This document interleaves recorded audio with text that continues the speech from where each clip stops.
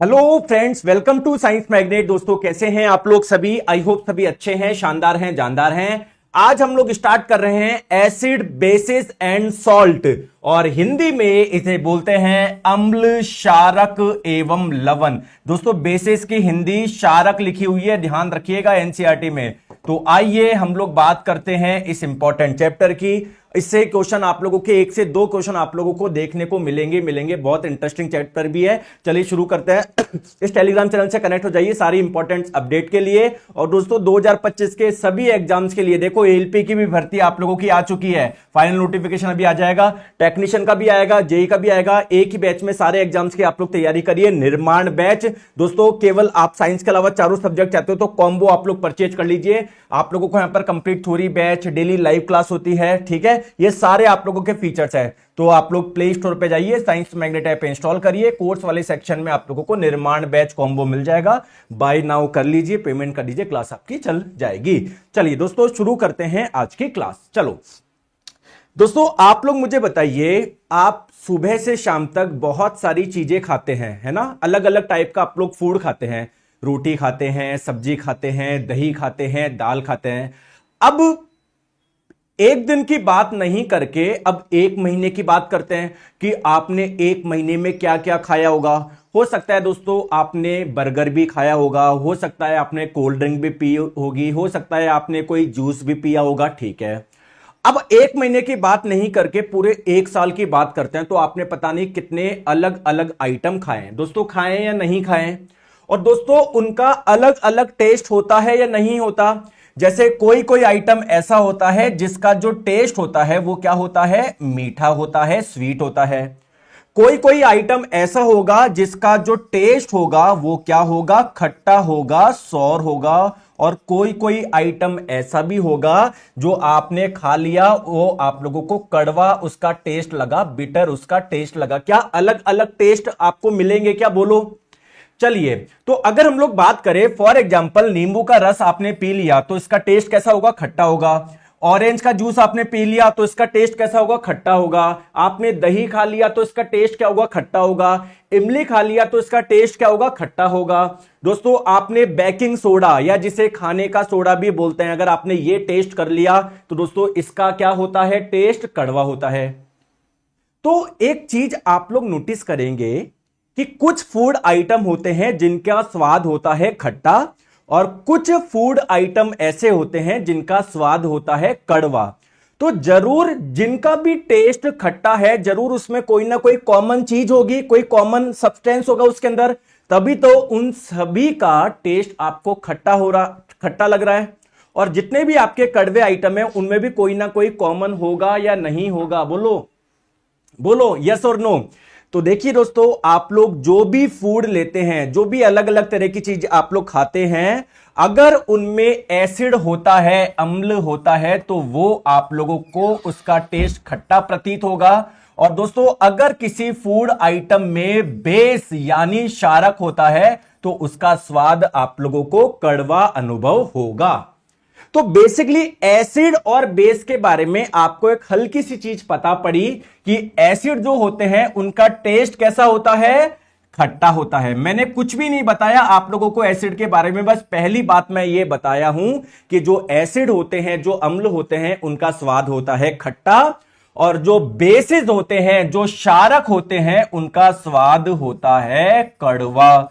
दोस्तों, गलती से कभी अगर बचपन में जब हम बहुत छोटे थे, जब हमको नॉलेज नहीं थी, अगर साबुन गलती से अगर टच कर लिया ना, तो अब देखना वो बहुत कड़वा लगता था। क्लियर? वो क्यों कड़वा लगता था? क्योंकि उसमें होते हैं बेस यानी क्षारक। तो अम्ल और क्षारक के बारे में एक डिफरेंस आपको समझ में आया? एक चीज समझ में आई?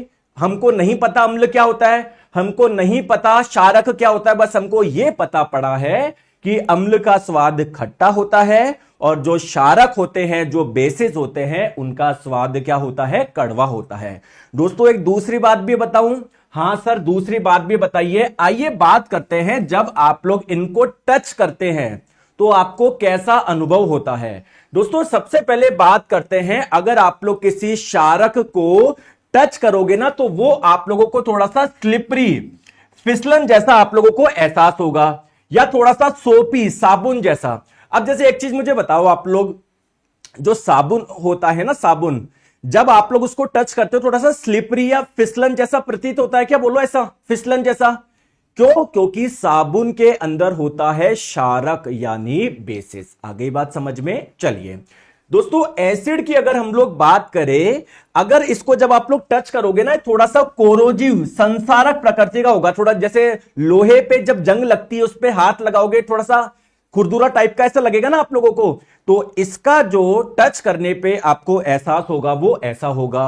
साथ में दोस्तों, अगर कोई एसिड, मतलब अगर किसी एसिड को आप लोग टच करोगे तो आप लोगों को थोड़ा सा चुभन जैसा भी पैदा होगा। अब मेरे को एक चीज बताइए, क्या अम्ल और क्षारक के बारे में आपको थोड़ी सी चीज पता पड़ी? थोड़ी सी पता पड़ गई क्या? बोलो यस और नो। अब मैंने आप लोगों को बोला कि मैंने आपको कोई आइटम दिया, मैंने आप लोगों से पूछा चलिए बताइए इसमें अम्ल है या क्षारक है, बताओ आप लोग कैसे चेक करेंगे? बताओ जल्दी से बताओ, आप कैसे चेक करेंगे? बताओ बताओ। देखिए दो तरीके हैं, आप लोग टेस्ट करके, अगर ये खट्टा आपको इसका अनुभव हुआ तो आप लोग बोलोगे इसके अंदर एसिड है यानी अम्ल है। अगर टेस्ट करने पर कड़वा अनुभव हो रहा है तो आप लोग बोलोगे इसके अंदर बेसिज है यानी क्षारक है। लेकिन दोस्तों, क्या आप लोग सबको टेस्ट कर सकते हैं क्या? मान लीजिए मैंने कोई ऐसी गंदी जगह पर रखा हुआ कोई पदार्थ लेकर आया, मैंने पूछा आपसे बताओ ये अम्लीय प्रकृति का है या क्षारीय प्रकृति का, मतलब इसके अंदर अम्ल है या क्षारक है, तो क्या हम लोग उसको टेस्ट कर सकते हैं क्या? नहीं। फिर एक बच्चा बोलेगा कि गुरुजी चलो ठीक है हम लोग टेस्ट नहीं कर सकते लेकिन टच तो कर सकते हैं। दोस्तों, आप सबको टच भी नहीं कर सकते। सर क्यों नहीं कर सकते? क्योंकि अभी मैं आपको आगे बताऊंगा, कुछ कुछ एसिड इतने स्ट्रांग होते हैं, अगर हमने उनको टच करा हमारी स्किन जल सकती है। तो क्या आप लोग उसको टच करके चेक कर सकते हो क्या? क्या पता उसको टच करने से दोस्तों हमारी स्किन में कुछ जलन हो जाए, तो हम लोग ये भी नहीं कर सकते। तो दोस्तों एक चीज ध्यान रखना, बोलूं ठीक है, हाउ टू चेक, चेक कैसे करना है? तो अपना माउथ बंद रखना हमेशा। कोई बोले चेक करके बताओ इसमें अम्ल है या क्षारक है, तो मुंह बंद रखना, कहां उसको टेस्ट कर लो दोस्तों, ठीक है। दूसरी बात, अपने हाथ पॉकेट में रखना, ऐसे नहीं है उसको टच कर लो जाके, पता पड़ा वो उससे आपकी स्किन में कुछ जलन वगैरह हो जाए। तो जब भी आपको चेक करने को कोई बोले कि बताओ ये अम्ल है या क्षारक है, अपना मुंह बंद रखना और अपने जो हैंड है वो पॉकेट में रखना। सर मैं क्यों अपना मुंह बंद रखूं? क्योंकि दोस्तों ये कोई बूफे नहीं है। बूफे जानते हो? ऐसा जब आप लोग कभी किसी शादी वगैरह में जब जाते हो, ऐसे आइटम रखे रहते हैं बहुत सारे, तो इसको बोलते हैं ये बूफे, खड़ा खाना बोलते हैं हम देसी भाषा में, ठीक है। तो ये कोई बूफे नहीं जाके इसको टेस्ट कर लिया, इसको टेस्ट कर लिया, इसको टेस्ट कर लिया, क्लियर है? कर मत लेना, पता पड़े कोई पदार्थ जो है वो मतलब उसको खाने से हमारी बॉडी में कोई दिक्कत हो जाए। तो आपको अपना मुंह बंद रखना है, ठीक है, और जो आपके हैंड है वो पॉकेट में रखना है। सर क्यों रखना है? Because you are not a detective, आप कोई डिटेक्टिव नहीं हो, कोई सीआईडी में नहीं हो, ये भाई जाके चेक हाथ लगा लिया। फिर गुरुजी मुझे कैसे पता पड़ेगा? आपने तो दोनों तरीके ही कैंसिल कर दिया। सॉरी दोस्तों, बूफे से इसको देशी भाषा में बोलते हैं खड़ा खाना, ठीक है, ये वाला। तो पहले जब छोटे थे, जब भी कोई घर में कोई फंक्शन होता था, पापा बोलते थे आज शादी है उसमें जाना है, तो हम पूछते थे पहले कि पापा कोई खड़ा खाना है क्या? आपने भी, आपके साथ भी रहा होगा, क्योंकि अपन सभी ऐसे फैमिली से हैं कि भाई पापा ऐसा खड़ा खाना है क्या? मतलब ये तो फोटो में तो बहुत लग्जरी दिखाई दिया है, खड़ा खाने का मतलब है प्लेट लेके जाओगे आप लोग, ये पापा बोलते थे नहीं वैसा नहीं है, तो अपन जाते थे। और आज का समय ये ऐसा है कि हम लोगों को ऐसे बूफे से ज्यादा मजा किस में आता है, खड़े खाने से ज्यादा मजा किस में आता है कि भैया कोई बिठा के खिला दे, आराम से बिठा दे और वो हमारे सामने प्लेट रखे, थाली रखे, पत्तल रखे, जो भी रखे उसमें आइटम सर्व कर दे, क्लियर। तो हम पहले एक समय ऐसा था कि अगर कोई किसी के घर पे ऐसे बैठा के खाना होता तो हम लोग समझते थे कि अरे यार नहीं, कोई खर्चा ही नहीं किया। लेकिन दोस्तों रियल में आज आप इतने बड़े हो गए तो आप समझते हो सबसे सही आनंद, सबसे ज्यादा मजा जो आनंद आता है वो बैठ के खाने में आता है। बोलो सही बोल रहा हूं क्या मैं? क्लियर है? ठीक है। अब गुरुजी आपने बोल दिया कि हम लोग टेस्ट भी नहीं कर सकते, हाथ भी नहीं लगा सकते, तो सर हम फिर क्या करें? तो दोस्तों हम लोगों को इस्तेमाल करना है इंडिकेटर का, यानी संकेतक का। इसे सूचक भी बोलते हैं। सर ये इंडिकेटर क्या होता है? ऐसे पदार्थ जो आपको इंडिकेट करेंगे, संकेत देंगे कि ये अम्ल है या क्षारक है, या ऐसे पदार्थ जो आप लोगों को सूचना दे देंगे कि भाई साहब ये अम्ल है या क्षारक है, तो ऐसे पदार्थ को बोलते हैं इंडिकेटर। तो ना आप लोगों को टेस्ट करने की आवश्यकता पड़ी, ना आप लोगों को टच करने की आवश्यकता पड़ी। तो दोस्तों संकेतक हम लोग किसको बोलेंगे? सर संकेतक ऐसे पदार्थ है जो कि आप लोगों को कोई अम्लीय प्रकृति का है या क्षारीय प्रकृति का है, ये दर्शा देंगे, ये हम लोगों को इंडिकेट कर देंगे। कैसे करेंगे अभी हम लोग बात करेंगे। दोस्तों एक चीज ध्यान रखना, जो इंडिकेटर्स होते हैं वो जनरली 3 टाइप के होते हैं। एक तो होते हैं आप लोगों के नेचुरल इंडिकेटर, यानी प्राकृतिक संकेतक। नेचुरल इंडिकेटर ऐसे इंडिकेटर को बोलते हैं जो कि नेचुरली पाया जाता है। आपने कोई लेबोरेटरी में नहीं बनाया है उसे, कि भाई लेबोरेटरी में कोई रिएक्शन करके आपने एक ऐसा पदार्थ बना दिया जो आपको अम्ल और क्षारक के बारे में जानकारी दे देगा, सूचना दे देगा। नहीं दोस्तों, ऐसे इंडिकेटर जो नेचुरली पाए जाते हैं, जैसे मैं आप लोगों को बताऊं हल्दी। दोस्तों हल्दी क्या लेबोरेटरी में बनती है क्या? नहीं दोस्तों, हल्दी तो हम लोगों को प्लांट से पाई जाती है। और हल्दी दोस्तों हम लोगों को अम्ल और क्षार के बारे में सूचना दे देगा कि कौन अम्ल है कौन क्षार है। तो क्या मैं इसको एक नेचुरल इंडिकेटर बोल दूं क्या?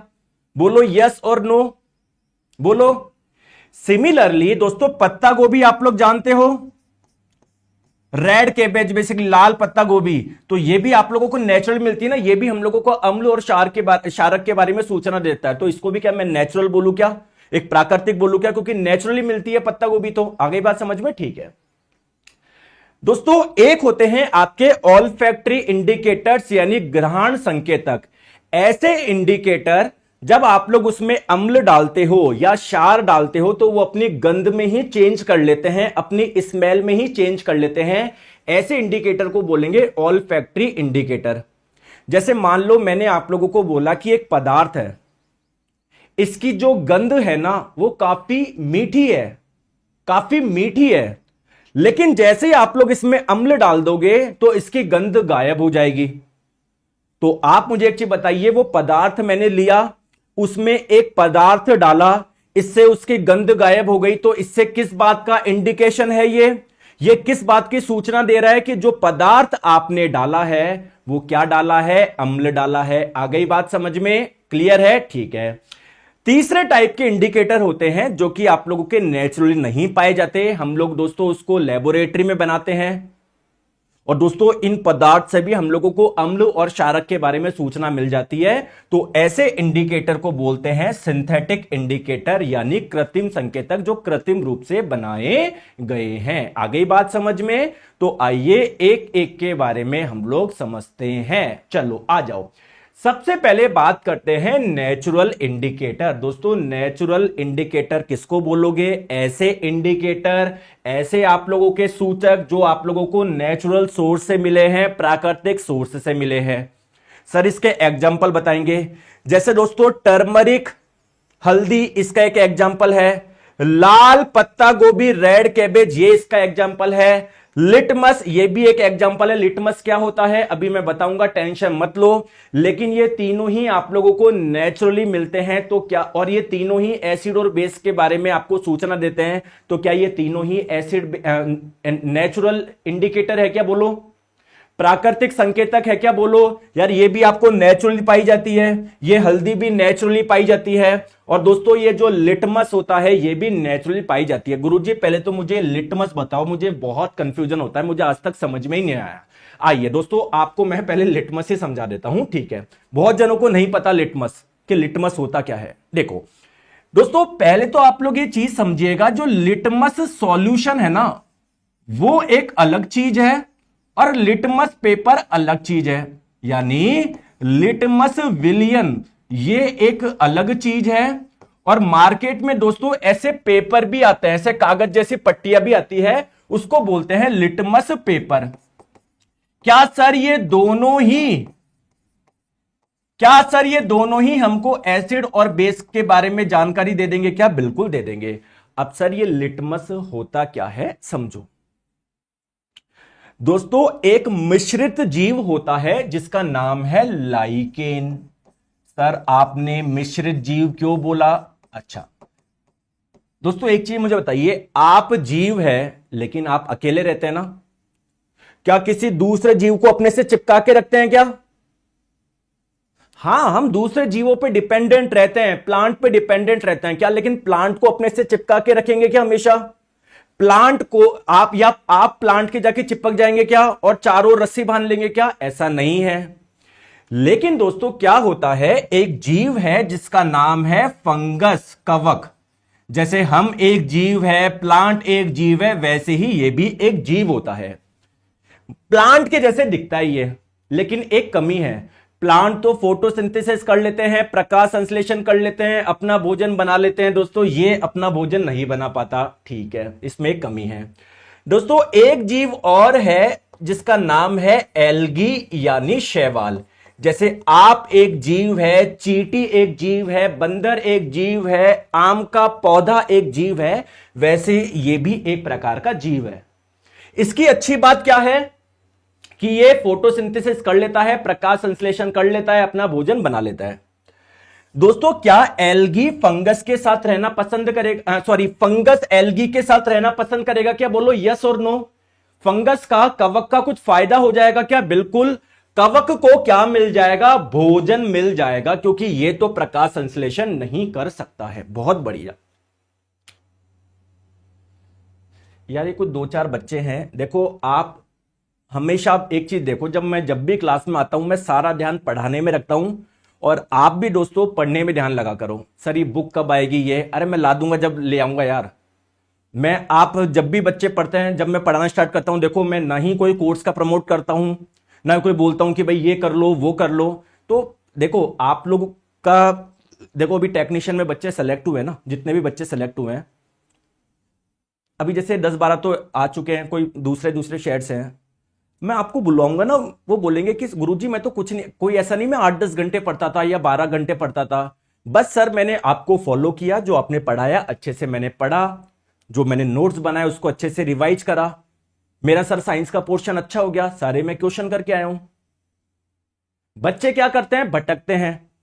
पढ़ा रहा हूं, इधर ध्यान लगा के फालतू के कमेंट करते रहते हैं, कभी दूसरे यूट्यूब चैनल पे भग जाएंगे, कभी तीसरे पे भग जाएंगे, कभी चौथे भग जाएंगे, एक जगह फोकस करते नहीं है, सिलेक्शन होता नहीं है। तो दोस्तों सिलेक्शन बहुत आसान है, आपको कुछ भी नहीं है, जो मैं पढ़ा रहा हूं उसको अच्छे से समझिए।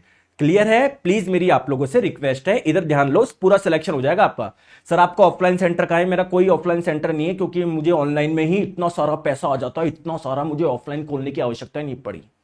क्योंकि जब ऑफलाइन खोलते हैं ना तो साल के 20 करोड़ रुपए एक्स्ट्रा बनते हैं, तो मुझे जरूरत ही नहीं थी, मुझे पैसा कमाना ही नहीं, इसलिए मैंने नहीं खोला ऑफलाइन। अरे भाई साहब इधर पढ़ लो, क्या क्या पूछते रहते हैं, ऑनलाइन ऑफलाइन, आ जाओ।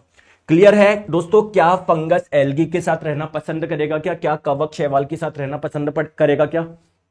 बोलो हाँ सर। क्यों?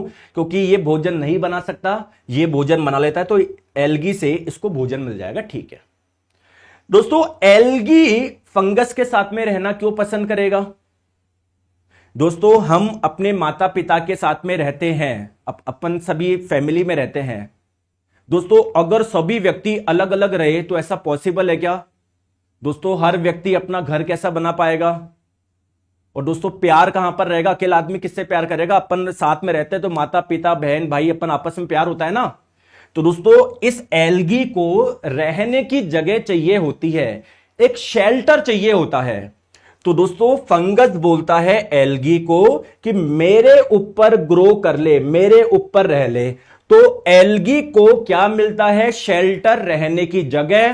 फंगस को मिलता है भोजन, इसलिए दोनों एक साथ रहते हैं। तो दोस्तों ये एक साथ रहते हैं, तो इनको बोल दूं क्या? ये इन दोनों को मिला के एक मिश्रित जीव बोल दूं क्या? और इसी का नाम क्या है दोस्तों? लाइकेन है। समझ गए बात को? बात को समझ गए?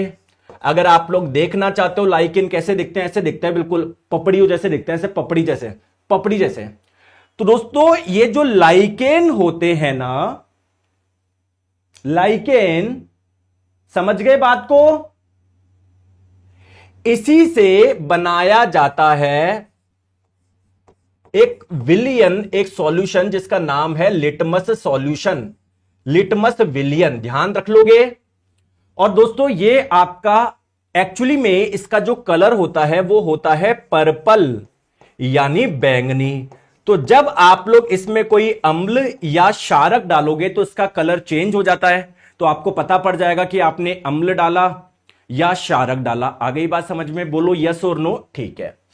अब दोस्तों ये जो अब आप मुझे एक चीज बताइए, लिटमस सॉल्यूशन को आप लोग बार बार कहां पर लेके जाओगे? जैसे आप एक चीज मुझे बताओ, आपके पास में लिटमस सॉल्यूशन है, आप रहते हो जयपुर में, कोलकाता से आपके दोस्त का फोन आता है कि भाई इधर आना, मुझे चेक करना है ये एसिड है या बेसिस है, ये अम्ल है, ये क्षारक है। तो दोस्तों क्या मैं वो लिक्विड लेके जाऊंगा इतनी दूर? मैं पैंट में रखूंगा, हो सकता है वो डब्बी लीक हो जाए, मेरे पूरी पैंट गीली हो जाए। बोलो यस और नो। या मैंने ऊपर की पॉकेट में रखा वो डब्बी, उसमें लिटमस सॉल्यूशन रख रखा है, अगर वो टूट जाए, लीक हो जाए तो मेरा पूरा शर्ट गीला हो जाएगा।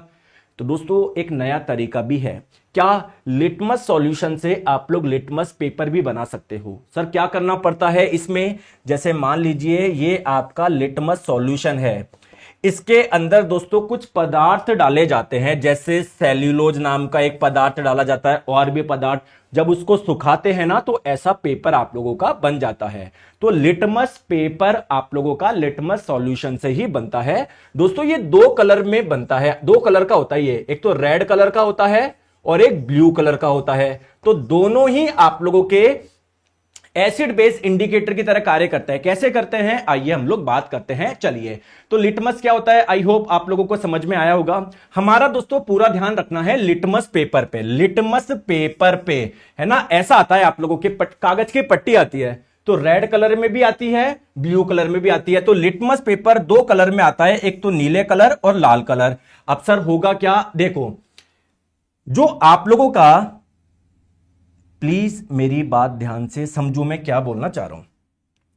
आपके पास में ब्लू लिटमस पेपर था, आपने इसमें एसिड डाला, इसके ऊपर अम्ल की कुछ बूंदें डाली, या मान लो आपके पास में एसिडिक यानी अम्लीय प्रकृति का कोई पदार्थ था, आपने जैसे ही इसमें ब्लू लिटमस पेपर डाला, देखो इसका कलर क्या हो गया, रेड हो गया।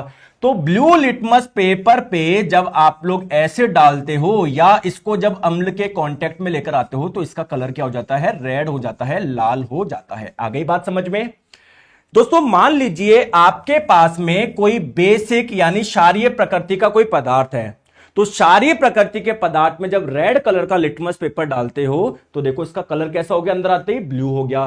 तो रेड कलर के लिटमस पेपर पे जब आप लोग कोई बेस यानी कोई क्षारक डालते हो तो इसका कलर क्या हो जाता है, ब्लू हो जाता है। अच्छा, अब आप लोग मुझे बताएंगे, जैसे मान लीजिए मेरे पास में एक पदार्थ था, मुझे नहीं पता ये अम्लीय प्रकृति का है, ये क्षारीय प्रकृति का है, तो मैंने क्या करा, एक ब्लू कलर का लिटमस पेपर मैंने लिया, ब्लू कलर का लिटमस पेपर लिया, और दोस्तों जैसे ही मैंने देखा कि यहां वाला जो कलर हो गया लिटमस पेपर का वो रेड हो गया, इसका मतलब मुझे क्या इंडिकेशन मिल रहा है, क्या सूचना मिल रही है कि अंदर ये जो पदार्थ था वो अम्लीय प्रकृति का था, एसिडिक नेचर का था। बोलिए दोस्तों यस और नो, बात समझ में आई या नहीं आई? आ गई बात समझ में? अरे बोलते नहीं हो। तो क्या आपका रेड लिटमस पेपर और ब्लू लिटमस पेपर क्या दोनों ही आप लोगों का एक इंडिकेटर की तरह कार्य कर रहे हैं या नहीं कर रहे? बिल्कुल सर कर रहे हैं। चलिए मुझे बताओ, लिटमस एक नेचुरल इंडिकेटर है, वो तो हमें ही पता है। तो ये लिटमस मिलता कैसे है आपको, किससे प्राप्त होता है? मैंने अभी भी आप लोगों को बताया, ये लाइकेन से प्राप्त होता है, ऑप्शन नंबर डी। ठीक है, चलिए अब बात करते हैं गुरुजी लिटमस सॉल्यूशन की। आपने लिटमस पेपर का बता दिया, सर लिटमस सॉल्यूशन भी बता दीजिए।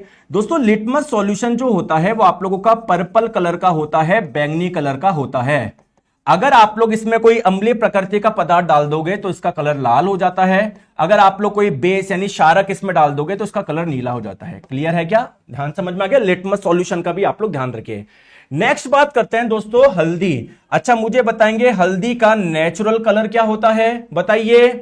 अरे बताइए, येलो होता है, पीला होता है।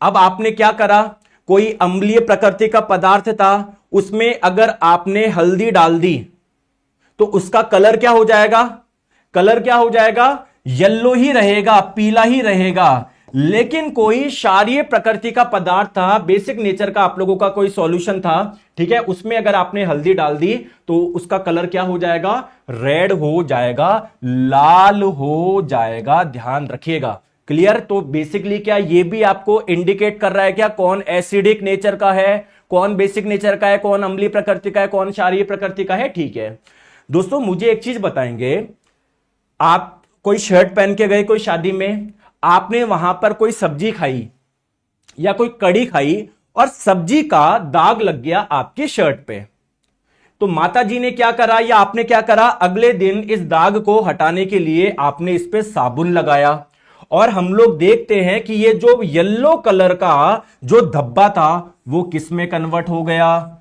रेड कलर में हो गया। क्या कोई मुझे इसका कारण बता सकता है क्या? इस बार के टेक्नीशियन में पूछा गया है। अभी अभी आप लोगों को मैंने बताया कि मेरे प्यारे दोस्तों, हल्दी क्या करता है, या हल्दी के कांटेक्ट में जब आप लोग कोई बेस यानी क्षारक लेकर आओगे तो वो कलर क्या हो जाता है, रेड कलर हो जाता है। तो देखिए दोस्तों, ये जो सब्जी का जो दाग था, सब्जी में क्या हल्दी होती है क्या? तो बेसिकली क्या यहां पर हल्दी भी होगी क्या? बिल्कुल सर, हल्दी भी होगी। अब जब मैंने सोप डाला तो अगर इसका पीला कलर लाल में कन्वर्ट हो रहा है, इसका मतलब सोप के अंदर क्या होता है, साबुन के अंदर क्या होता है, बेस होता है, क्षारक होता है। तो इस बार के टेक्नीशियन में क्वेश्चन पूछा गया है कि जब हम लोग साबुन लगाते हैं किसी सब्जी के दाग पर तो ये लाल कलर का में कन्वर्ट हो रहा है, ये किस बात को इंडिकेट करता है? ये इस बात को इंडिकेट करता है कि सोप के अंदर बेस होता है, क्षारक होता है। आगे बात समझ में बोलो, क्लियर है? मजा आया नहीं आया? तो ये ध्यान रखोगे, एनसीईआरटी में लिखा हुआ भी है, सफेद कपड़े पर लगा करी का दाग। करी किसको बोलते हैं? जैसे सब्जी होती है वैसे कड़ी होती है, आपने खाई होगा ना, घर में बनती होगी, राजस्थान में तो बहुत फेमस है, दाल बाटी चूरमा कड़ी। मुझे नहीं पता आपके शहर में कड़ी वगैरह बनती नहीं बनती, मतलब वो छाछ में बेसन वगैरह डाल के बनता है ना, मतलब बनती होगी, इसमें कोई वो तो है नहीं, है ना।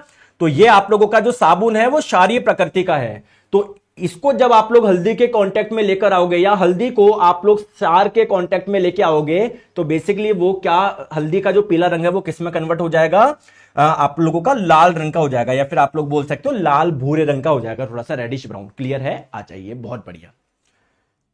तो दोस्तों, हल्दी के बारे में मैंने आपको बता दिया।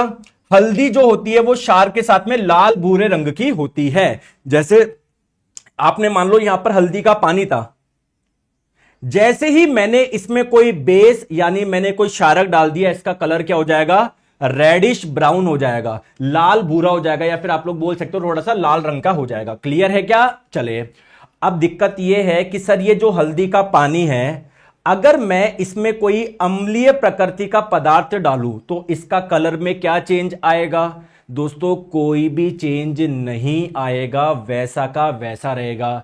तो कहीं ना कहीं मैं आपको, और दोस्तों जैसे कुछ पदार्थ अम्लीय प्रकृति के होते हैं, कुछ क्षारीय प्रकृति के होते हैं, और कुछ पदार्थ ऐसे होते हैं जो ना अम्लीय होते हैं ना क्षारीय होते हैं, उसे उदासीन बोलते हैं, न्यूट्रल बोलते हैं। तो अगर कोई उदासीन पदार्थ भी डालोगे, कोई न्यूट्रल भी डालोगे ना, तब भी इसका कलर चेंज नहीं होता।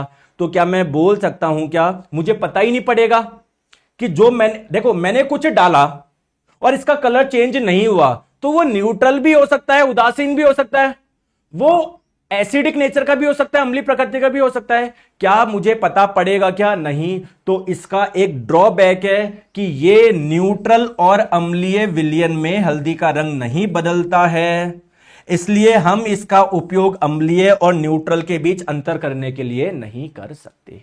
आई बात समझ में? क्लियर है? आ जाओ। चलिए दोस्तों, नेक्स्ट बात करते हैं, रेड कैबेज, लाल पत्ता गोभी। दोस्तों, ऐसी पत्ता गोभी आपने देखी है क्या? एक्चुअली में जो पत्ता गोभी होती है ना, वो एक तो आती है थोड़ी सी हरी, लाइट ग्रीन कलर में या थोड़ी येलोइश कलर में होती है, एक ऐसी होती है।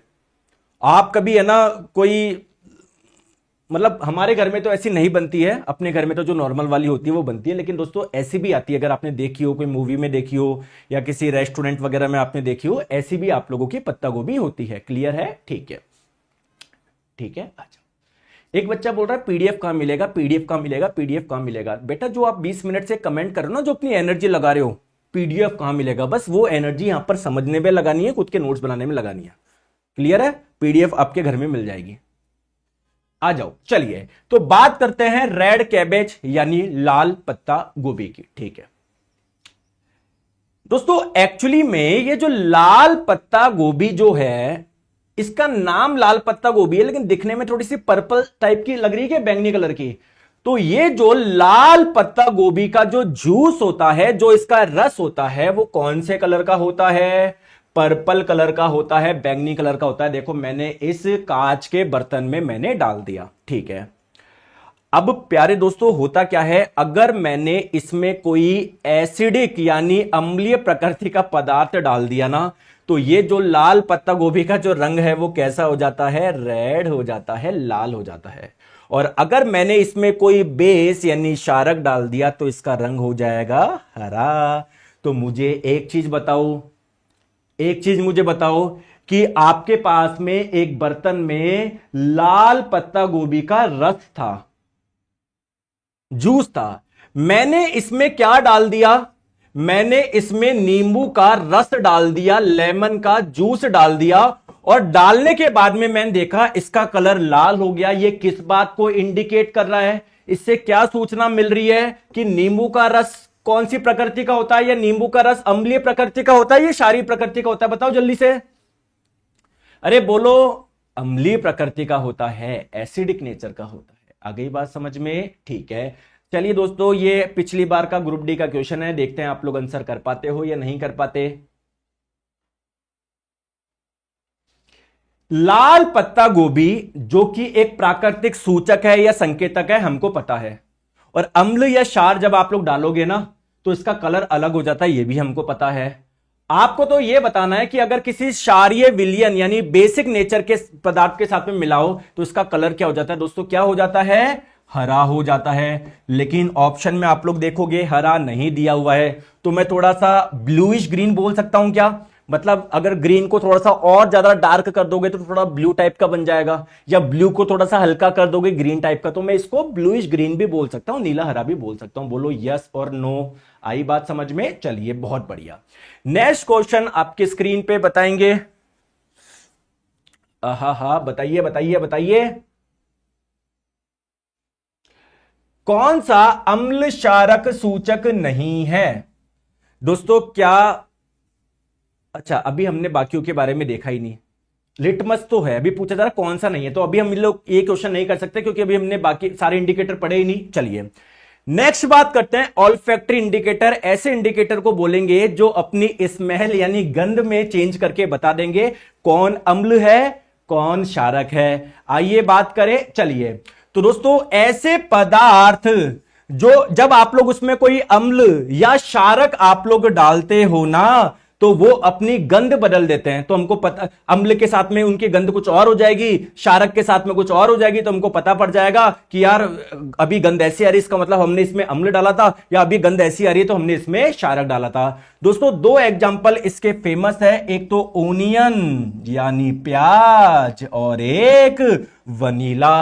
अच्छा दोस्तों मुझे एक चीज बताएंगे, आपने आइसक्रीम खाई होगी वनीला फ्लेवर की, क्या मैं आपके पास में वनीला आइसक्रीम लेकर आऊं तो आप पहचान जाओगे कि आपके मैं आंखें बंद करूंगा तो हाँ सर ये आइसक्रीम का फ्लेवर कौन सा है, चॉकलेट फ्लेवर है या स्ट्रॉबेरी है या बटर स्कॉच है या वनीला है? गंध से पता पड़ जाएगा क्या? बोलो बोलो। ठीक है, क्या वनीला की अपनी एक गंध होती है क्या? आप पहचान जाओगे क्या? यस। अब दोस्तों क्या होता है, जैसे ही हम लोग इसमें कोई क्षारक डालते हैं, कोई बेस डालते हैं, तो इसकी जो गंध होती है वो गायब हो जाती है जो इसकी आ रही थी। और अगर हम लोग इसमें अम्ल डालते हैं तो इसकी गंध में कोई चेंज नहीं होता। तो मैंने क्या करा, मेरे पास में वनीला का एसेंस था, वनीला का फ्लेवर मान लो आप लोग मार्केट में मिलते हैं, तो मैंने क्या करा, इसमें एक पदार्थ डाला और जब मैंने इसको सूंघा तो इसकी गंध आई नहीं रही थी, इसकी गंध ही गायब हो गई। इसका मतलब क्या है, जो पदार्थ मैंने डाला था वो कौन सा था? क्षारक था, बेस था। बोलो आ गई बात समझ में? बोलो यस और नो। ठीक है, क्लियर है? ठीक है दोस्तों, सेम चीज अगर मैं आप लोगों के पास में प्याज का रस लेकर आऊं या प्याज लेकर आऊं तो आप लोग पहचान जाओगे क्या कि हां सर ये प्याज है? आपकी आंख में बंद करूंगा तो आपको पता पड़ जाएगा कि सर प्याज की स्मेल है। मतलब कोई व्यक्ति आपके पास में खाना खा के आता है, जस्ट प्याज और लहसुन खा के आता है, तो आप वैसे बता दोगे कि यार इसकी गंध है, ठीक है। प्याज की कि यार तू प्याज खा के आया क्या यार, एक अलग ही गंध आती है प्याज में और लहसुन में। तो होता क्या है, जो ये ओनियन का जो जूस होता है या जब पेस्ट होता है, जब हम लोग इसमें बेस डालते हैं, कोई क्षारक डालते हैं, तो इसकी स्मेल ही गायब हो जाती है, सेम इसकी जैसे। और अगर हम लोग इसमें कोई अम्लीय प्रकृति का पदार्थ डालते हैं तो इसकी गंध में कोई चेंज नहीं आता। तो देखिए दोस्तों, मेरे पास में प्याज का जूस था, मैंने इसमें पदार्थ डाला दोस्तों, इसकी प्याज की गंध जैसे पहली आ रही थी वैसे ही अभी आ रही है। तो इसका मतलब अगर मैं पूछूं जो मैंने पदार्थ डाला वो अम्लीय प्रकृति का था, ये क्षारीय प्रकृति का, आप लोग क्या बोलोगे, अम्लीय प्रकृति का था। अच्छा दोस्तों, एक चीज मुझे बताओ, हालांकि थोड़ा सा टॉपिक से हटके, बहुत जने प्याज और लहसुन नहीं खाते, आपको पता है, ठीक है, बहुत जने नहीं खाते हैं, मेजरली जो बहुत ज्यादा पूजा वगैरह करते हैं वो नहीं खाते। और जब आप लोग ये पढ़ोगे ना कि प्याज और लहसुन क्या, अलग अलग व्यक्ति अलग अलग बोलता है, कोई बोलते हैं भाई साहब कि मतलब आपको क्या से छुपाना, आपको तो पता ही है, अलग अलग व्यक्ति इसका अलग अलग इसका वो देते हैं।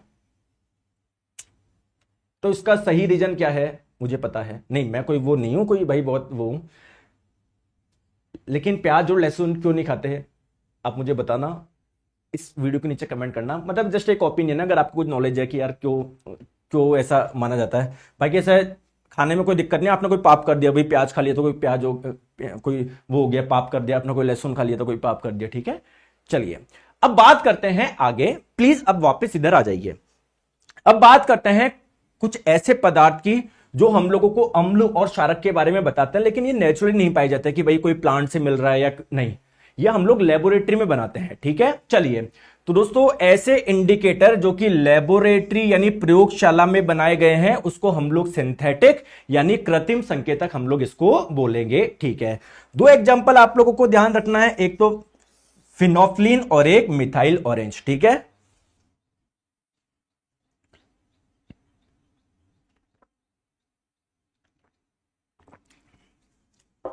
ठीक है, आ जाओ।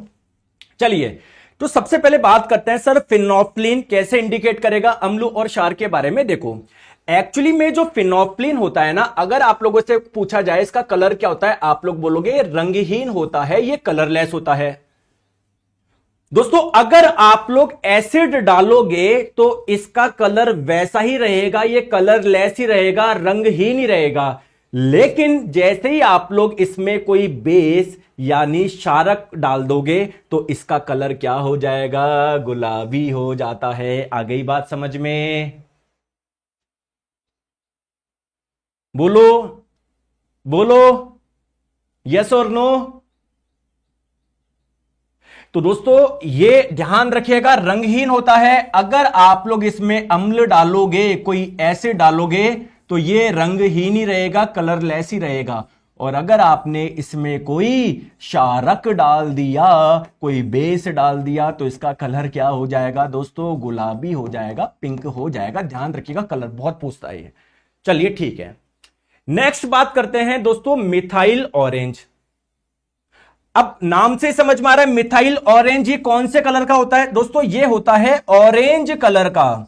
ऑरेंज बोले तो नारंगी कलर। लेकिन दोस्तों जब हम लोग इसमें कोई अम्ल डाल देते हैं, कोई एसिड डाल देते हैं, तो एसिड की प्रेजेंस में इसका कलर हो जाता है रेड यानी लाल। और अगर हम लोग इसमें कोई बेस यानी क्षारीय प्रकृति का कोई पदार्थ डाल देते हैं तो बेस में ये क्या हो जाता है, येलो कलर का हो जाता है। ऐसा हो जाता है, देखो ऐसा हो जाता है। आ गई बात समझ में, क्लियर है क्या? चले आगे आ जाओ। चलिए दोस्तों इसका आंसर बताएंगे। अब सर ये अल्कली क्या होता है, कोई बात नहीं, अभी थोड़ा आगे पढ़ेंगे। अभी आप लोग समझ लो बेस के बारे में पूछा जा रहा है। क्षारक, क्षारक का रंग कैसे होता है या क्षार का रंग कैसे होता है बताओ। अभी अभी मैंने आप लोगों को बताया है। देखो मैंने आपको क्या बताया, सबसे पहले फिनोफ्लिन की बात करते हैं जो कि कलरलेस होता है, रंगहीन होता है। अगर आप लोग उसमें कोई अम्ल डालते हो तो वो रंगहीन ही रहता है। लेकिन अगर आप लोग उसमें कोई बेस या क्षार आप लोग डालते हैं या क्षारक आप लोग डालते हैं तो उसका कलर क्या हो जाता है, कलर क्या हो जाता है, कलर क्या हो जाता है, क्या हो जाता है, बताओ।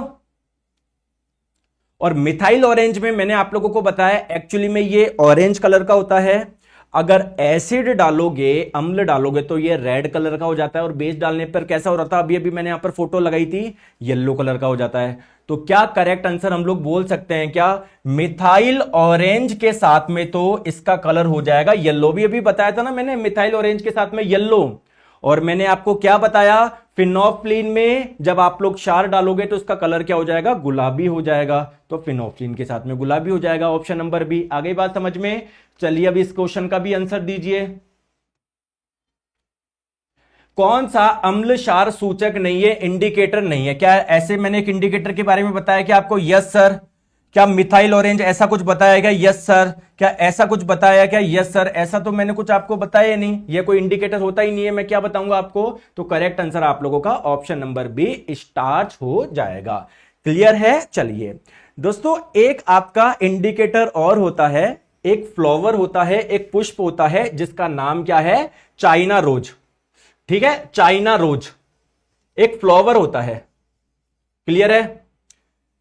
तो दोस्तों इसका जो सॉल्यूशन होता है ना, ध्यान रखिएगा, वो अम्लीय विलयन को, एसिडिक सॉल्यूशन को गहरा गुलाबी है जिसे मेजेंटा बोलते हैं उसमें कन्वर्ट कर देता है। ये ध्यान रख लेना एक छोटा सा। और क्षारीय यानी बेसिक नेचर का जो होता है ना, उसको हरे रंग में बदल देता है। ठीक है, एक चाइना रोज नाम का इंडिकेटर है, मतलब एक फ्लावर होता है ये। इसका रस जो होता है ना, वो अम्लीय विलयन को तो गुलाबी रंग में बदल देगा या मेजेंटा में बदल देगा, और क्षारीय को हरे रंग में बदलता है। चलो अब गुरुजी आपने अभी तक क्या बताया, एक बार उसको रिवाइज करो। मैंने क्या बताया, एसिड और बेसिस, अम्ल और क्षारक के बारे में मैंने आपको क्या बताया? क्या मैंने आपको बताया क्या अम्ल क्या होते हैं? सर आपने बताया ही नहीं। क्या मैंने आपको बताया क्या कि क्षारक क्या होता है? नहीं सर आपने बताया ही नहीं। मैंने बस आप लोगों को यह बताया अम्ल का स्वाद खट्टा होता है, क्षारक यानी बेस का स्वाद कड़वा होता है। दूसरी चीज मैंने यह बताई, जो अम्ल होते हैं उनको जब आप लोग टच करोगे तो वो थोड़े से कोरोजिव, संचारक, मतलब थोड़ा सा खुरदुरा जंग टाइप का आप लोगों को एहसास होगा। क्लियर है? और हो सकता है थोड़ी सी चुभन भी हो आप लोगों को। जबकि बेस यानी क्षारक को जब आप लोग टच करोगे हाथ से, तो वो आप लोगों के थोड़े स्लिपरी, फिसलन जैसे होते हैं। ठीक है? ठीक है। इसके बाद में मैंने आपको यह बताया कि अगर आप लोगों को चेक करना हो कि कौन अम्लीय प्रकृति का है, कौन क्षारीय प्रकृति का है, तो यार उसको टेस्ट मत करो और ना ही उस पे हाथ लगाओ।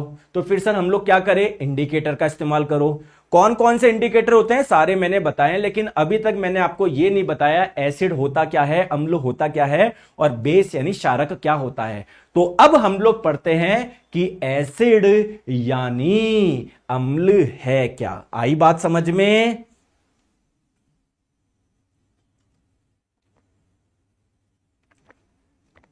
ठीक है, आ जाओ।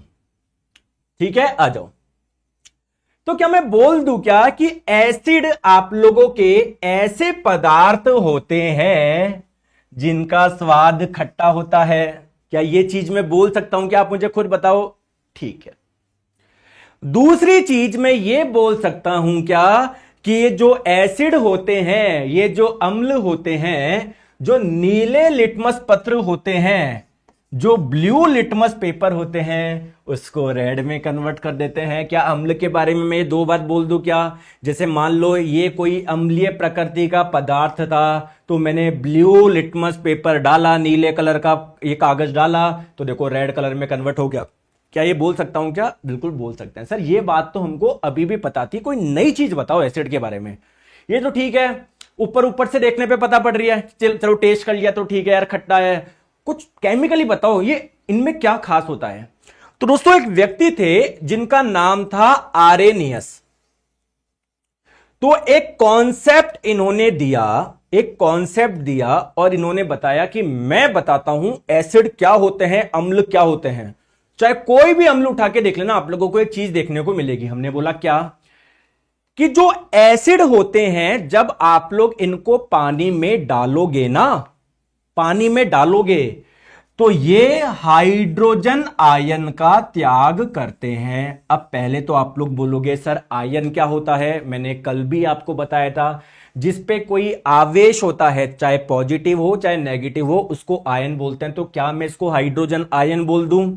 अब मेरी बात आप लोग ध्यान से समझो दोस्तों। एक पदार्थ था, मुझे नहीं पता ये पदार्थ क्या है, जैसे ही मैंने इसको पानी में डाला दोस्तों ये आपका टूट गया H+ और Cl- में, यानी इसने हाइड्रोजन आयन और क्लोरीन आयन दिया। क्या पानी में इसने हाइड्रोजन आयन दिया? क्या बोलो यस। तो क्या मैं इसको एक एसिड यानी अम्ल बोल सकता हूं? क्या बोलो यस और नो, बोलो दोस्तों। एक पदार्थ मैंने लिया HNO3, मुझे नहीं पता क्या है इसका नाम, बस मुझे तो चेक करना है ये अम्ल है या नहीं है। मैंने इसको पानी में डाला और दोस्तों ये आपका टूट गया, वियोजित हो गया किसमें, या मैं बोलूं इसने ये दो आयन में, एक तो इसने H+ दे दिया हाइड्रोजन आयन और NO3- ये दे दिया। क्या इसने हाइड्रोजन आयन दिया? क्या यस। तो क्या मैं इसको एक एसिड यानी अम्ल बोल सकता हूं? क्या बोलो यस और नो। तो क्या दूसरी बात पता पड़ी कि एसिड किसको बोलते हैं? अगर कोई जल में घुलने पर या जलीय विलयन में हाइड्रोजन आयन दे रहा है तो हम लोग इसे एसिड बोल देंगे, अम्ल बोल देंगे, ठीक है। बाकी और अम्ल को कैसे पहचाने वो आपको पता है। सर जैसे देखो ये H2SO4, मुझे चेक करना था कि क्या ये अम्ल है या नहीं है। जैसे ही मैंने पानी में डाला तो दोस्तों इसने क्या दिया, दो हाइड्रोजन आयन दिए, एक ये वाला आयन दिया, इसको सल्फेट आयन बोलते हैं। आप तो मुझे बताओ क्या हाइड्रोजन आयन दिया? क्या दिया। तो क्या मैं इसको एक एसिड बोल दूं? क्या अम्ल बोल दूं? क्या बिल्कुल। अब इसका नाम भी देखेंगे, सल्फ्यूरिक एसिड होता है, इसका नाम सल्फ्यूरिक अम्ल। सेम दोस्तों जैसे इसको मैं क्या अम्ल बोलूं? क्या, तो जब आप लोगों ने इसको पानी में डाला तो आप लोग देखेंगे इसने हाइड्रोजन आयन का त्याग किया। तो क्या मैं इसको एसिड यानी अम्ल बोल दूं? क्या बिल्कुल। अब दोस्तों मुझे एक चीज बताओ, अगर एग्जाम में पूछा गया कि बताओ क्या ये अम्ल है क्या, तो क्या आप लोगों को वहां पर पानी दिया जाएगा क्या, और वो पानी में डाल के देखोगे क्या कि हाइड्रोजन आयन निकल रहा है या नहीं निकल रहा है? क्या एग्जाम में ये सुविधा रहेगी क्या आपको? और क्या आप अपनी आंखों से हाइड्रोजन आयन देख सकते हो? क्या नहीं। तो फिर क्या करें, पता कैसे पड़ेगा सर कौन अम्ल है ये कौन क्षारक है? तो आप लोगों को एग्जाम्पल्स ध्यान रखना पड़ेगा। अब जैसे मुझे एक चीज बताएंगे, आप पढ़ते होंगे जैसे UAE, United Arab Emirates, Dubai इसी के अंदर है, ठीक है। तो वहां की करेंसी क्या है, किसी को पता है? आप तैयारी करते होंगे ना यार। धीरम है। ऑस्ट्रेलिया की करेंसी क्या है? ऑस्ट्रेलियन डॉलर है। अच्छा मुझे कोई वहां की बता सकता है क्या, फ्रांस की या जर्मनी की? फ्रांस की आई थिंक यूरो चलती है, यूरो। अब आप लोग चीज मुझे बताओ, अगर आपको नॉलेज लेनी है कि कौन सी कंट्री की क्या करेंसी, आप लोग सीधे याद रख लो यार। हाँ धीरम होती है, यूएई की धीरम है।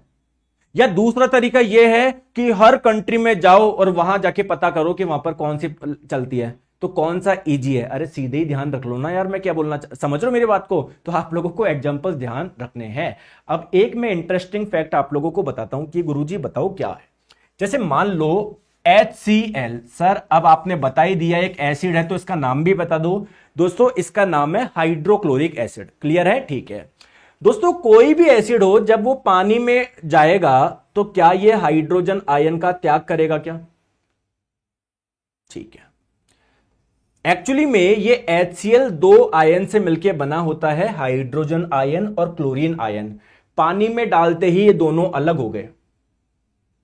क्लियर? जैसे दो बहुत अच्छे दोस्त थे, दोनों ने कंपनी शुरू करी, पैसों की बात हो गई, दोनों में लड़ाई हो गई, दोनों अलग हो गए, बढ़िया फ्रेंड्स थे ये। तो हाइड्रोजन और क्लोरीन दोनों फ्रेंड्स थे। ये जुड़े हुए कैसे थे? क्लोरीन को एक इलेक्ट्रॉन चाहिए था, हाइड्रोजन ने एक इलेक्ट्रॉन दे दिया। तो हाइड्रोजन ने जब एक इलेक्ट्रॉन डोनेट किया तो इस पर एक पॉजिटिव चार्ज आ गया, क्लोरीन ने जब ग्रहण करा तो इस पर एक नेगेटिव चार्ज आ गया। क्या पॉजिटिव चार्ज और नेगेटिव चार्ज आपस में एक दूसरे को आकर्षित करता है? तो इनके बीच में एक आकर्षण बल आ गया था, जुड़े हुए थे दोनों। लेकिन पानी में गए, दोनों ने दोस्ती तोड़ ली कि भाई तू तेरे अलग जा, मैं अलग जाता हूं। क्लियर है। अब मेरे प्यारे दोस्तों, ये जो होता है ना काफी अनस्टेबल होता है, अस्थायी होता है। भाई दोस्त अलग हो गए। अब दोस्तों जब क्या होता है, जब साथ रहते हैं ना तो उसकी इंपॉर्टेंस पता नहीं होती। जैसे अभी हम लोग परिवार के साथ रहते हैं, अभी लग रहा होगा कब यार हमारी जॉब लगेगी, कब हम लोग अलग शहर में जाके रहेंगे, मजा आएगा, कोई बाउंडेशन ही नहीं होगी, पिताजी डांटने वाले नहीं होंगे, माताजी डांटने वाले नहीं होंगे। लेकिन जब अलग जाओगे ना, तब आप लोगों को पता पड़ेगा कि भाई साहब क्या घाटा करके आए हो आप। अभी तो पता ही नहीं है, हमको इतनी सारी लग्जरी चीज होती है, हमको उसका आइडिया ही नहीं है। अगर आपको देखना है आपके पास में कितनी लग्जरी है, तो आप एक बार हॉस्पिटल में जाके चल जाओ, आपको पता पड़ जाएगा कि भाई साहब मैं तो बहुत खुशी इंसान हूं। मैं तो, किसी का पैर टूटा हुआ है, किसी का क्या, किसी के घर के मतलब हॉस्पिटल के रूम के अंदर 6 व्यक्ति बाहर बैठ के रो रहे हैं, कभी क्या, समझ रहे हो मैं क्या बोलना चाह रहा हूं। तो ये जब दोनों साथ थे ना, इनको पता नहीं कि ये स्टेबल थे, क्योंकि इसकी जरूरत ये पूरा कर रहा था, इसकी जरूरत ये पूरा कर रहा था। अब अलग हुए तो भाई साहब ये तो फड़फड़ा गया, तो अनस्टेबल हो गया। मैं क्या करूं, मैं क्या करूं, मैं क्या करूं, मैं क्या करूं, मैं क्या करूं।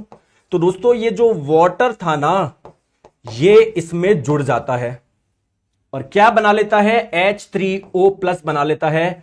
दोस्तों क्या इस पे कोई चार्ज है, क्या आवेश है, क्या मैं इसको आयन बोल सकता हूं क्या? बिल्कुल। तो दोस्तों इसका नाम क्या है, हाइड्रोनियम आयन। इस बार के टेक्नीशियन का क्वेश्चन कि जब पानी में कोई अम्ल डालते हो तो एक आयन का निर्माण होता है, उस आयन का नाम क्या है, हाइड्रोनियम आयन। फॉर्मूला भी आप लोग ध्यान रख लो, बोलो यस और नो। आ रहा है मजा? मजा आ रहा है, नहीं आ रहा? ठीक है। चलिए अब सर बात करते हैं एसिड के और कुछ गुण बताओ आप। ठीक है, ठीक है, मतलब फिजिकली प्रॉपर्टी बताओ जो हम देख के पता लगा दे, है ना, मतलब कुछ रिएक्शन वगैरह कराने की आवश्यकता नहीं हो। तो दोस्तों पहली चीज ध्यान रखेंगे, अब मैं पूरा ओवरव्यू कर रहा हूं, ये स्वाद में खट्टे होते हैं। तो अगर नींबू का रस अब कभी आपने टेस्ट किया होगा तो खट्टा लगा होगा ना, इसका मतलब नींबू के रस में क्या है, एसिड है, अम्ल है। क्लियर है? ठीक है। चलिए दोस्तों ये ब्लू लिटमस पेपर का रेड में कन्वर्ट कर देते हैं। ठीक है। जो एसिडिक सॉल्यूशन होता है ना, जैसे मैंने आपको बोला कि पानी में आपने कोई अम्ल डाला, तो ये एक अम्लीय विलयन बन गया क्या, एक एसिडिक सॉल्यूशन बन गया क्या? एसिडिक सॉल्यूशन में दोस्तों करंट इजीली फ्लो हो सकती है, ध्यान रखना, ये विद्युत का अच्छा चालक होता है ये वाला विलयन। ठीक है। और ये जो एसिड होते हैं वो जल में हाइड्रोजन आयन त्याग करते हैं, ध्यान रखिएगा। चलिए आ जाओ, अब दोस्तों बात करते हैं एसिड के टाइप की, जो हम लोग करेंगे दोस्तों कल। क्लियर? तो सॉरी, कल नहीं करेंगे। कल क्यों नहीं करेंगे सर? क्योंकि जो हमारी क्लास होती है वो कब होती है, मंडे टू फ्राइडे होती है, सोमवार से शुक्रवार होती है। तो गुरुजी फिर शनिवार को और रविवार को हम लोग क्या करते हैं, तो दोस्तों कल मैं आप लोगों को ग्रुप डी 2022 के जो 99 शिफ्ट हुए थे उसका सॉल्यूशन करवा रहा था ना, तो जहां तक हो चुका है उसके आगे की शिफ्ट कल हम लोग करेंगे। और ये जो थ्योरी वाली क्लास होती है वो मंडे को कंटिन्यू होती है। दोस्तों कैसे लगी क्लास, आया समझ में? चलिए दोस्तों ठीक है। और मैं फिर बता रहा हूं, एएलपी की वैकेंसी आ चुकी है, पढ़ लो, एक ही बैच में सारे एग्जाम की तैयारी हो जाएगी। ठीक है। और उससे पहले मैं एक इंपॉर्टेंट अपडेट दे दूं, सीबीटी 2 का एग्जाम आपके आगे पोस्टपोन कर दिया है, तो मैं 11 क्लास और लगा रहा हूं जिससे बेसिक इंजीनियरिंग पूरी कंप्लीट हो जाए। आज शाम को 4 बजे होगी, तो जो भी बच्चे सीबीटी 2 देने जा रहे हैं दोस्तों वो ध्यान रखिएगा, शाम को 4 बजे। चलिए अब बात करते हैं कि सर 2025 के सभी एग्जाम्स के लिए अभी एएलपी का आ चुका है, टेक्नीशियन का भी आएगा, जेईई का भी आएगा, एक ही बैच में सारे एग्जाम्स की आप लोगों की तैयारी हो जाएगी, अलग अलग नहीं पढ़ना पड़ेगा, पूरा एनसीईआरटी ओरिएंटेड है, सारे ALP technician, JEE, group D सारे क्वेश्चंस भी हम लोग करते हैं। ठीक है। कंप्लीट थ्योरी बैच है, साथ में सारे क्वेश्चंस करते हैं, डेली लाइव क्लास होती है, मिस करते हो रिकॉर्डिंग मिल जाएगी। 2024 के सारे क्वेश्चंस का हम लोग सॉल्यूशन करेंगे। कंटेंट पूरा बाइलिंगुअल होता है, हर क्लास की आपको पीडीएफ मिलेगी, साथ में टेस्ट सीरीज भी आप लोगों की फ्री है। तो साइंस मैग्नेट ऐप इंस्टॉल करो, कोर्स वाले सेक्शन में जाओ, निर्माण बैच कॉम्बो पे जब आप लोग क्लिक करोगे, बाय नाउ करोगे, पेमेंट करोगे, क्लास आप लोगों की चल जाएगी। ठीक है। कॉम्बो में आप लोगों को चारों सब्जेक्ट मिल जाएंगे, अगर आप लोग केवल साइंस लेना चाहते हो तो साइंस ले सकते हो। चलिए thank you so much, take care, bye bye.